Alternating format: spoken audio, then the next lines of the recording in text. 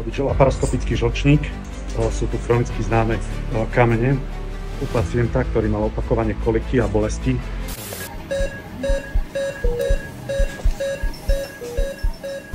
Tu máme pečeň, postpečeňou vysiaci žlčník, ktorý je naplnený. Väčšinou býva prázdnejší, nie je pod takým tlakom. Pozrieme si ostatné orgány.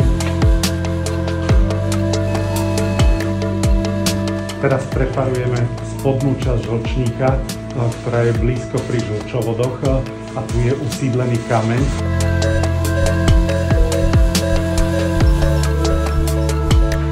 Ťažko sa chytá ten žlčník, lebo je tam kameň vo vnútri. Tu je žlčník a tu vidíme kýpeť, ktorý je zaklipovaný. Tento kýpeť spojil spojnicu medzi žlčníkom a žlčovodmi. Za ňoho ho chytíme a takto vyťahneme žlčník vonku z brucha. Práve sme skončili laparoskopickú cholecystektómiu, ktorá mala hladký priebeh. V žlčníku sme našli 4 veľké kamene a 3 menšie kamene. Stena bola mierne zapálená, niekedy to bývalo veľa horšie. V tomto prípade sa pacient zahojí, približne týždeň bude trvať jeho rekonvalescencia. Zajtra môže byť prepustený do domáceho ošetrenia.